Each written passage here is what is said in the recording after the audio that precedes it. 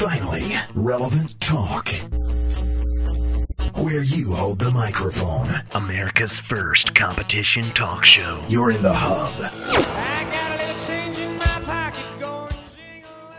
Good morning and welcome to the Hub Internet Show. I'm your host, Joel Aaron, joined all week long by Bart and Gil, who are our two new contestants on the panel, and Michael, who is the returning Hub Pledge winner of the face-off debate from last week. He will be facing off a little bit later on this segment against Gil to see if he can defend this heat or if Gil takes the crown and comes back next week to basically put himself in a regular rotation. That's the way the game is played, and you can cast your vote in the comments section of the YouTube video at the end of today's program. All week long, we'll tell you who won next Wednesday on the show. Okay, ongoing. We have this whole thing going on in the Gulf of Mexico now with the oil spill, and it has now made its way all the way inland to the coast. And get it stopped. Some of the experts are saying if they can get the oil spill stopped today, they could potentially do it with this newest maneuver. It's called the top kill maneuver. Kind of makes you feel like the Iceman, and then you just fill it with concrete, and the whole problem goes away.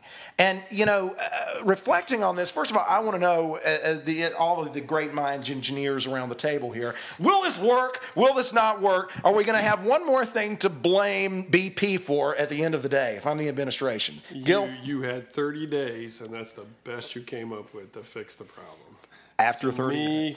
I think what you've got is the incredible need, given the intelligence in this country, really for the government to get extremely involved and get some people down there that know what they're doing.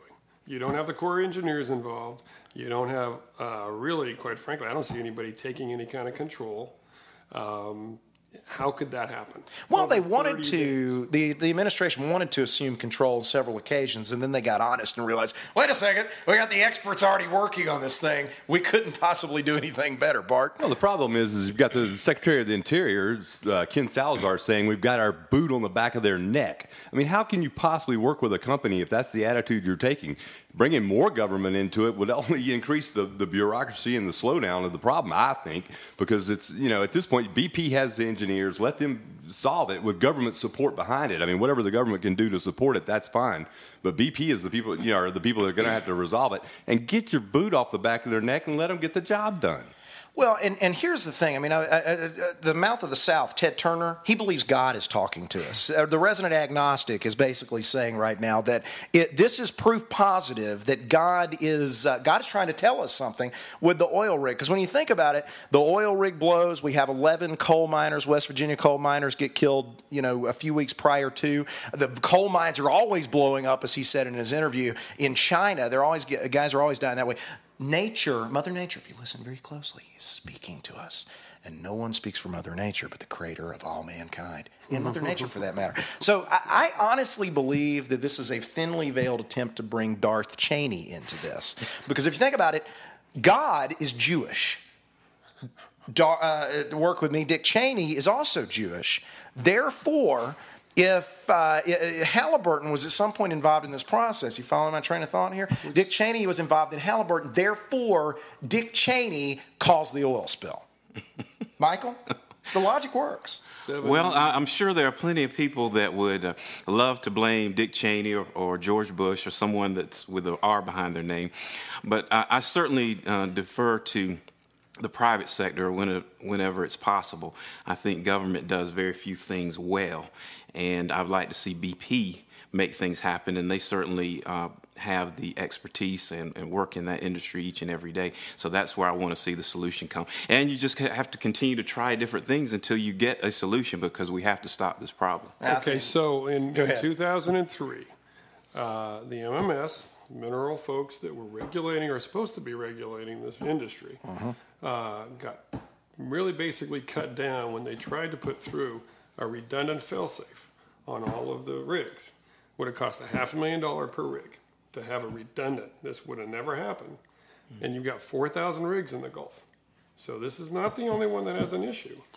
What are you going to do to get support for no regulation, further regulation, if you don't have a backup plan to stop what's going to be a major environmental disaster? And first of all, I mean, it was they were the one that came up with the solution. They were the point. They were the wedge to try to get this implemented once the solution was designed, but they did not, and this happened on Bush's watch, they did not develop it. They did not make sure it was implemented. So that doesn't speak well for more regulation. It speaks well for the government dropping the ball again in this case, Bart. But what, you bring up MMS.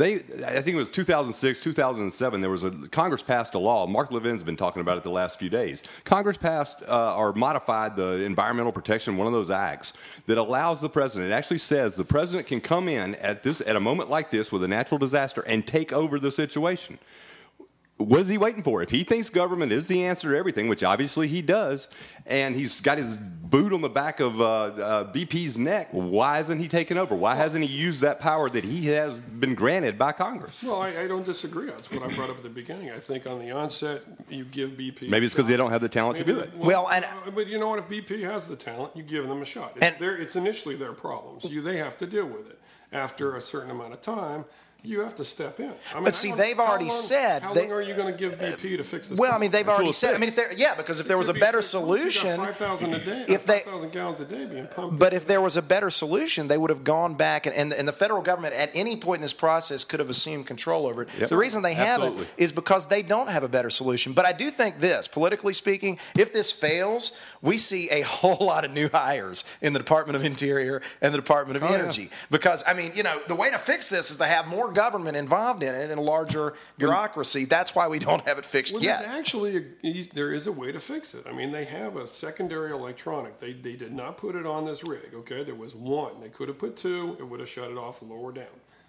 I think that all you do is you basically expect people to do that now. You figure out that you redundantly, anything that can involve this kind of tragedy is just like an airplane. It could be. It's like a lot of things. If it's going to have this kind of impact on the environment or people, it needs to be redundantly. Well, and certainly hindsight. Certainly hindsight. We got to move on. Certainly hindsight is 20/20. But we don't want to run into a faced-off debate now. Gil, who is priming the pump, so to speak, is up against Michael, who's defending a seat on the hub on the panel. And something interesting came up this year when students got back to University of California, Berkeley, where they were no longer just given the papers and said, "Hey, welcome aboard and welcome back to class. This is your academic experience." They were also given DNA testing.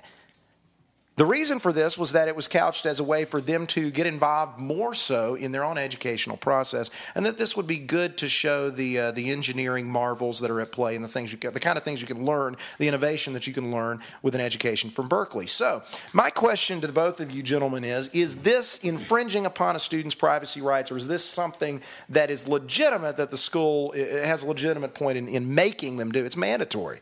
We'll start out with Michael. 90 seconds on the clock, 45 seconds per person. Go. Well, the devil is in the details. Anything that is presented, an idea, there's always going to be a good component to it. There's always going to be a benefit. However, you have to look further. And in this case, providing your DNA is very dangerous. And if these students voluntarily give it, then that's their choice. However, I would never do that. And I think that anyone who's ever watched an episode of Law and Order would understand the dangers of DNA when it's misplaced. And when you give someone else your DNA, you're essentially giving them the right to manipulate you personally, because if I put my DNA in a particular place, then that basically says I was there. And I think that's a danger to each and every individual around the world, and we can't have that. Yeah, and certainly Law and Order is as accurate as it comes, or it would not have made it so far as to get into syndication. And being a police officer helps. That helps you too, yeah. Gil, 45 seconds on the clock. Go. I would love to disagree, but I can't. Quite frankly, I think that's a complete infringement. Looking at that, like you said, it puts you in all sorts of situations potentially that makes credit. Having your credit abused minor compared to that. I think you're really, quite frankly, I'm surprised that happened at Berkeley, but then again, I think about it, and given maybe their approach to bigger government and a big brother, that would make sense. But no, I think I